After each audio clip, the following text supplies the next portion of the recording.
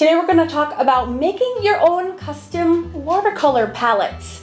People ask me this question all the time. How do you decide which colors are going in your palettes? Is it better to work from tubes? Is it better to work from pans? What's the difference? And today I want to cover all of that. Now, there are, in my opinion, 3 different ways that you can decide what is going in your custom palette. And if you're a purist, you're always going to go to number 1 as your method, which is this. All you need, in their opinions, would be to buy a standard travel watercolor set. And this video is specifically for people who plan to be traveling with their watercolors, right? You have a simple set, and because all the primaries are included in here, you should, in theory, be able to mix every color of the rainbow almost with just these watercolors in your pan. Okay? It's a valid argument, and most purists, this is really, truly all that they do choose. However, in my humble opinion, I think that's super boring, and I will go and explain why. I really think there are 2 other ways to choose which colors go into a travel palette that are much more exciting than just mixing from your primaries. So, number 2 is thinking about the location that you're going to and bringing colors that you might think would be inspired by your location. So think if you're going to the beach and you're going to be sitting around bikinis and having cocktails and enjoying the sunshine, what colors in your palette would elicit that same sort of flavor to capture the environment that you're in, right? You have blues for the water, you might have bright pinks and purples for all the polka dotted swimsuits that you see around and the fruity cocktails that you might be drinking. Conversely, if you're going to, say, Iceland and you're going to be around lots of snow and volcanoes, and you might see some green if you're there in the summertime. So you would reach for earth tones, right? And deep greens and, again, blues to capture the glacial colors, and browns and grays that will capture the rocks and the lava and the volcanoes. So you're sort of thinking ahead to your environment and then packing accordingly to where you might be traveling to. The third option is what I like to do. I kind of like to do a combination of 2 and 3. And the third method, which is my favorite, is to just bring your favorite colors. So if you're an art supply hoarder, and if you're an artist, you probably are, and if you're a hobbyist, you probably even have more, is that you have a billion colors, right? But I bet you over time, your practice and all the things that you're creating, you tend to reach for the same colors over and over. I know I'm super, quote unquote, sort of guilty about this, and you kind of do it kind of by accident. I think most people don't even realize that that's what we're doing, but you know, like I can't get enough of Daniel Smith's Serpentine Genuine. Like I cannot get enough of this color, and I use it and reach for it time and time again, so I don't leave home without it. And there's other colors that I love too, like Opera Pink and Phthalo Turquoise. Like I could go swimming in that. So you could bring, Imperial Purple, there's more and more coming to mind. So Quinacridone Gold, and like choosing colors that you can't live without and bringing just those colors, and then whatever you happen to might be sketching, you're just surrounded by your favorite colors, which are like old friends, and you make it work with your favorite colors that you tend to choose. So see how those are 3 vastly different ways to choose the colors that you'd like to bring, and they're all equally valid. Again, the most inexpensive and easy way is to bring your primaries and mix them. However, even people like me who are like, I know how to make other colors because I've been an artist for a long time for my primaries, that is super uninspiring to me. I'm also really lazy and I like things to be done quick. So if I'm like thinking of a brilliant pink, I want a brilliant pink like right then and there. I don't want to like take time out and do it. I want to grab it and be able to have access to it immediately, especially if you're on location, you're outside and you're sketching on plein air and you only have 5 minutes to capture something. I hate dealing with the fussiness of mixing anything. And also your travel space for mixing is teeny tiny. So what if you want like 4 different custom colors? You don't even have room to do that. You know what I mean? So I prefer to make my own custom palettes. And today I'm going to bring you on the journey. Every year I travel to Scotland and host an art retreat with my friend Lucy Bryden, and we're teaching and creating our own art journals with the limited palettes that we bring. So today I'm gonna give you a little sneak peek into my process and into how I choose my colors and which ones I'm actually going to be preparing for my upcoming trip in June. Okay, so I hope this video is helpful to you. Just so you know, watercolors, even though most of them come in tubes or pans, they both work equally well, and I do take all of my tubes, mostly from Daniel Smith, and QoR, you'll see. I always squirt them into pans and let them dry, and I work from those. And there's no right or wrong. I think you tend to waste much less paint by squirting your tubes into your pans because they have an opportunity to dry and you never have waste.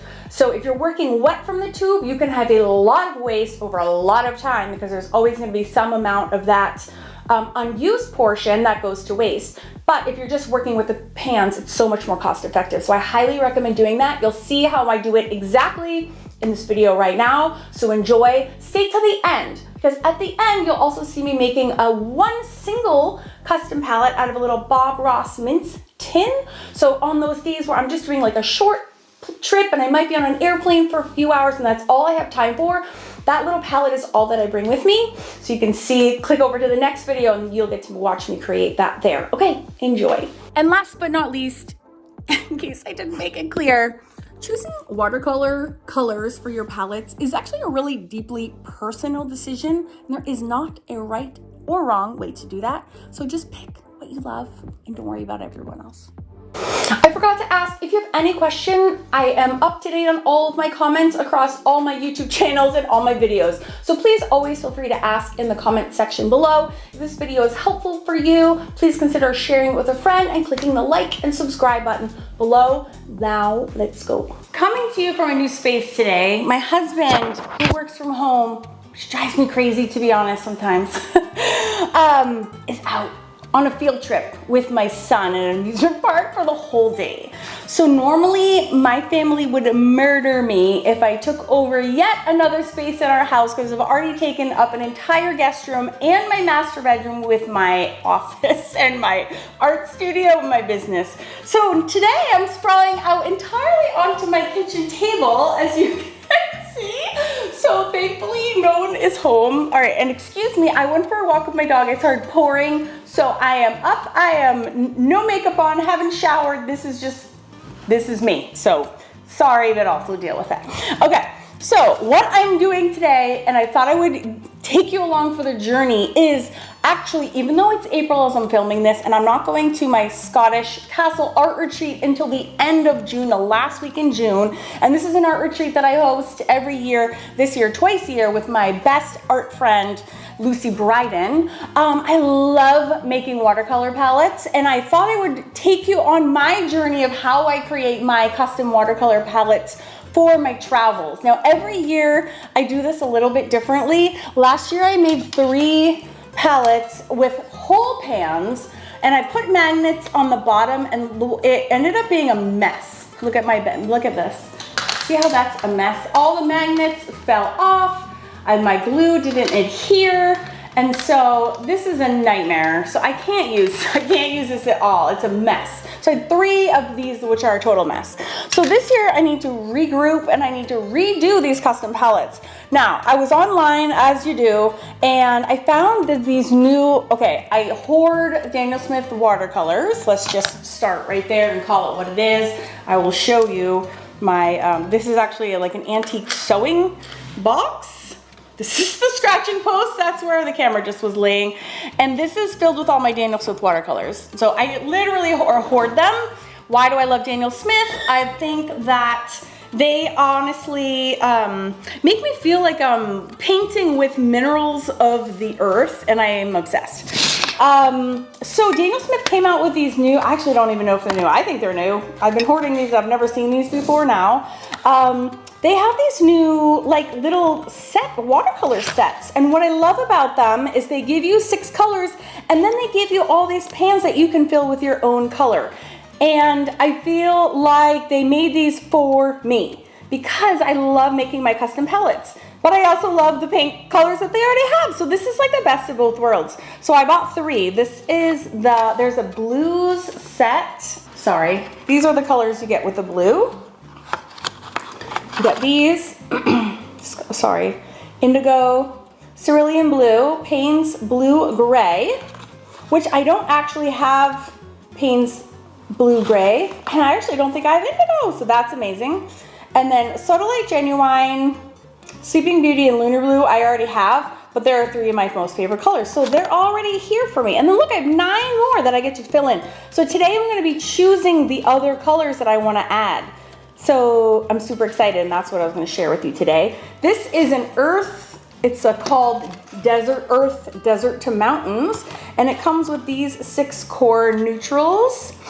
And I've already started, and that's why I was like, I should probably film this so people can understand how I'd like to do it in case you're interested in. So here is my complexion palette by Prima. I actually have a couple of these. So I added these 1, 2, 3, 4, 5 from my second complexion set, but I brought it out so I could swatch, because I'm going to swatch these as well, and I'm going to show you that also. So I'm already so these are great neutrals, but they're also great skin tones. And then I purchased this one, which is called Colors of Inspiration, and it has these 6 colors in it. These ones: Rose of Ultramarine, Shadow Violet, Wisteria. And my favorite, this Serpentine Genuine is actually my #1 favorite Daniel Smith color, Lavender and Moon Glow, which is probably my second all-time favorite color. So super psyched because those are all right here for me. And again, I get to make more choices. Now I also wanted to show you, this is where I started doing this last night, and I realized, I should probably film this. This is a little Qor Travel Set, which is the same exact idea, where it came with 6. It came with 6 different ones than are in here. I've already started to customize this Qor Mini. Aren't those lovely? Now, I didn't love the cobalt green, I didn't care for. I think I kept all the other ones. So those are those. And then these are all custom. And just like the Daniel Smith, these were filled and then these were empty. So I filled these up with a combination of different of my favorite colors. And then this, just started thundering outside. And then this is the swatch. So what I'm gonna do is every time I fill, like I filled this palette, this one's ready to go. I love to buy these skinny watercolor journals, and then I use these for my swatch books. So I will literally stick this in my purse along with whatever palettes, and then I have my swatch book all together. So this is now that palette that I made in the Qor. So it's a combination of, these are a Qor, these are Qor, there's 2 Jane Davenport colors and 1 Schminke, and the rest are Qor. And then I'll flip the page, and then I have little notes here too, like the top row are all granulating, including the Schminke, even though it's a different brand. And then I write a note like Qor, like these are from my Qor mini cap palette, and then I'll know that refers to this one. So I think what I'm gonna do is I'm gonna finish filling up my neutral palette. Ooh, and I didn't show you what colors were included in there first, since I've already started customizing this one. So the colors that they start with are Bronzite Genuine, Raw Sienna Light, and Buff Titanium. And I don't have actually any of those colors, so those are all new, which is shocking considering how many colors I have. Lunar Black is awesome because it's a granulating black. And if you're not sure what granulating means, I actually have a whole video on it. I will link that to an eye in the corner of the screen, which is called a card. If you click over to that, later on, if you're interested, you can watch and learn about what granulating watercolors means. Burnt Sienna Light, I don't have yet either, and Venetian Red I do, but aren't those lovely? So I'm gonna keep all of those.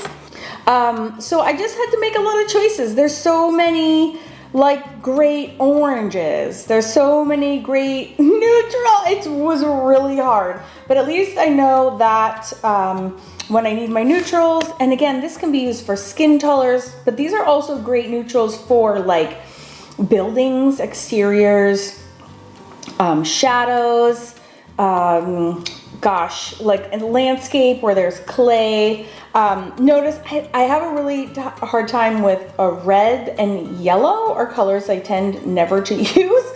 So I did allow myself one sort of red shade, And I'll have to break down and put red somewhere, but yeah, I don't really use red or yellow like ever. And at the end of this video, I'm going to be filling up this little baby. Look how cute this is. You clip it into your journal while you're on the run, and you can have, so I have to also pick 15 colors for these. So I'm like, as I'm creating these larger palettes, and these are very small, I'm also thinking like, which ones are going to end up in there? And like, can I skip a red? No, I don't think I can.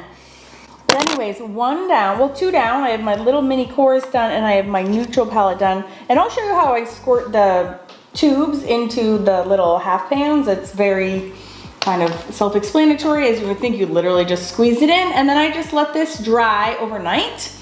And then you have a palette like this where you're ready to go. All right, so next one I'm gonna do is, I'm gonna do my blues next.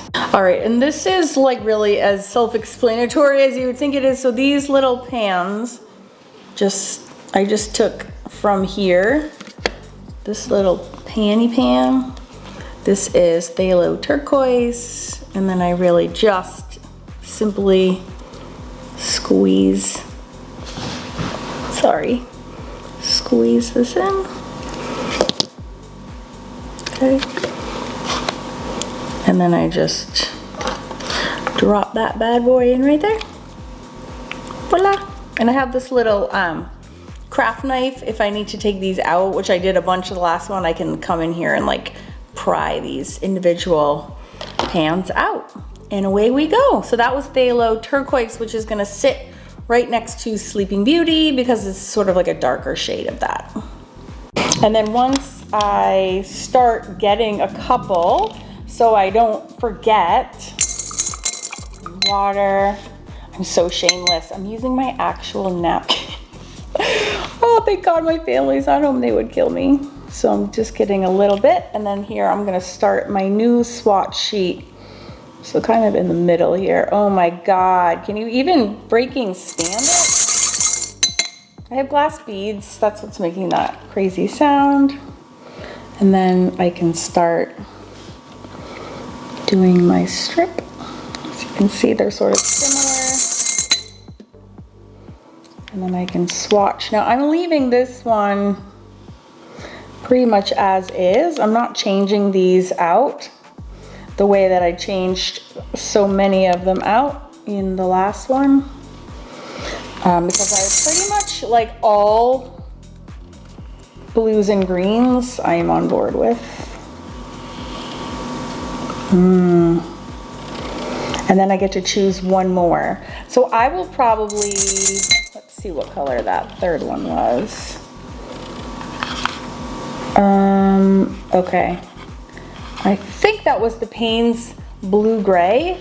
So now I will try to find another one that's kind of in that same vein. I'm thinking like a Mayan blue is super pretty. And there's a Mayan blue deep, and then there's also a Mayan blue.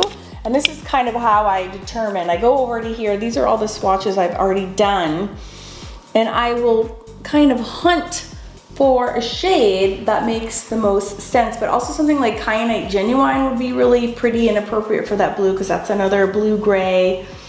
Here's a palette of all of some blues and greens. See that Mayan Blue Genuine? Isn't that gorgeous? Oh, but also so is the Prussian Blue. And also Prussian Green is stunning. It's a super deep green, so I'm gonna actually, isn't that just gorgeous? Make sure that I have that in there too. As well as Cascade Green is a green I use all the time. It's granulating, but it also separates into a blue and green. I'm gonna grab those right now so I don't forget. All right, so I have all my blues, and now I am, and you know what, I will link all, I will just list all of these in the description box for you. So this palette I'm the most excited about. This is actually some greens, and like pinks and purples. So how fun is that? So fun. I've already added, so this comes with Serpentine Genuine, which I've already stated was my number one favorite Daniel Smith color. And then next to it is Sap. These go so well together. I love Sap Green. And then the next to that, I put Amethyst Genuine, which is just a gorgeous, it's just another gorgeous shade. And then Moon Glow is a beautiful neutral. Here it is right here. And it has like purples and pinks in it. So then that will be the start of the rest of the palette, which will be these various shades of purples and pinks. Ah, cannot wait. Let's do it. All right, so my last palette seems a little random, but it's honestly a collection of some of my most favorite colors. The greens that are my most favorite. I thought I had run out of Cascadian, and I found, and I just used the very last of the two I found. So I was so excited because it was missing from my blue-green page. So here are some 3 shades that I wasn't able to fit on here. So I got them in here, so excited. And just some of my favorite, yeah. I feel like I finally, after swatching so many palettes over the years. Oh, and I accidentally used Quinacridone Violet twice, so I am gonna try to see if I can use a magic eraser to get this off and actually replace it with an actual primary red, which would be my only red shade in all of this. Now, I promised at the end of this video I would also show you how I'm filling up this little baby palette. I decided I'm going to use my QoR watercolors for this. These are tiny wells, and what I love about QoR watercolors that are very, very different from Daniel Smith's is how sort of striking they are. Now, they're still very watercolors, but the binder in them, these are made by Golden, and the binder is completely different than the binder used in normal watercolors. So, like, these actually are sticky, whereas normal watercolors are always totally 100% dry. So you can tell just by looking at them, they look different. They're shiny. Rather, these are Schminkes, and these are Daniel Smith, and their whole appearance is very different. But when you have such a tiny, tiny little palette wells, that I want some very striking colors in here so I don't have to use as much, and hopefully they'll last longer. So I'm gonna go ahead and take my QoR tubes, which are over here, and just like I showed you, I'm gonna take this will be a much more of a quote unquote regular palette. So if I'm out and about and I have only these 15 colors, then using less sort of custom colors and more traditional colors means I can mix my paints on the spot, and I can represent sort of the whole rainbow, if you will, rather than all these kind of weird custom shades that I also love.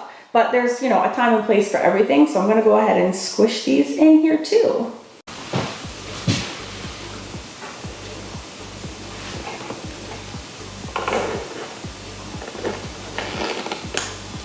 Now, the interesting thing about this palette is that these wells don't come out. So this will be interesting to see what happens over time. Oh gosh, now I need to pick my 15. So I already started with yellow, so let's see. 1, I love Quin Gold's gotta come. It's such a good color. So say 2, you need to plan ahead a little bit. Say 3 orange, 4 red, 5 magenta, 6 purple, definitely a couple blues, 6, 7, 8, 9, 10, kind of 11, 12, 13, 14, 15. Okay, yeah, basically like primaries, all major color groups, skip anything, super weird. All right, here we go. So that would be yellow. I love Quinacridone Gold, it's amazing color. So that's definitely coming. And I don't have that in my, oh shoot, it's all squishing out. I also don't have that represented in my other palettes at all.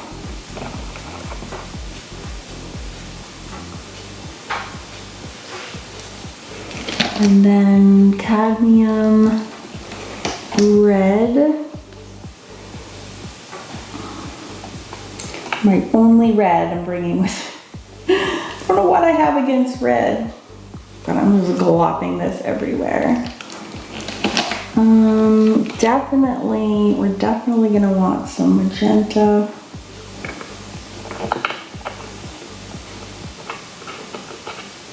And again, I am making a complete mess. Definitely we're gonna need some purple.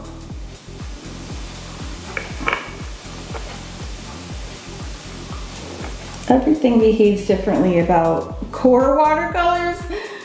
It's so funny. Ooh, Ultramarine Blue is really good for mixing. I'll take that one. Cerulean is beautiful for skies. Ooh, this is where I want like all of the things, and I have a hard time deciding. I'm gonna pare down to Phthalo Blue though, because I just love that more. Although Phthalo and Ultramarine are actually similar, I should have actually just used this Cerulean. And Cobalt Teal is just too cool not to have. I am such a sucker for these bright, oh my god, I am a mess. It's just blobbing everywhere. Oh my gosh, that's really funny. And you know, it's like I don't need Viridian, I can make green, but I can't help it. I love blues and greens more than anything else. Here's Sap, which has gotta come too. Now, a color I have a love-hate with is green gold, so I can ditch that. Raw Sienna, burnt Sienna. Let's see, I'll start at the end. I'll do Payne's Gray. At the very end is my last one. And then I will do, I'll do this is my process of elimination. Van Dyke Brown, come on, fill in there. And then my choices left are Raw Umber, Burnt Sienna, and Raw Sienna, and I'm gonna choose Burnt Sienna and Raw Sienna. Oh my god, and of course, oh, here's Tippy. Hi, Toops. This is Tippy. She's like, what are you doing, Mom? And can I stand in your wet paint? Only you would, girlfriend. Only you would. And then Raw Sienna is gonna be my last one. All right, I did it. I have made a mess though. Oh my god. Look at my mess. This is the messiest palette. Look at the oozing everywhere. That's ridiculous. Oh, Jesus. So I'm gonna have to leave that out for like 2 days and make sure it's all dried. What do you think, Tips? So that is my, look at these gorgeous flowers my sister got me for my birthday. So pretty. So that is all of my palettes. And I will probably not swatch this last one because that's just the colors that we have. And they're all kind of, you know, straightforward, in a row, in rainbow order. Oh, but I lied. I actually did end up swatching them. Does that look great? Because they're coming with me on my travels as well. So here's how it clips into your art journal when you're on the run. Okay, and then you have all your colors there, and they're swatched in the same order that they have been scored out on. So you can be out in the fields, and it is clipped right to your art journal. So fun. Okay, I just wanted to show you when I'm all done, I label the palettes. So purples, pinks, and greens, blues and greens, neutrals, and I have this adorable like kind of brights. And then I do keep my color swatches with me, but I just have one book for all of them, which is super nice. And then I'm gonna bring this with me as well. Again, these are all being prepared for my retreat travel. And I have the Graphic Tints by Derwent here as well, which is not custom, but it's a very cool set. I have a video on those colors as well. But even I can put all these in a purse with a couple of water pens, and I'm ready to rock and roll.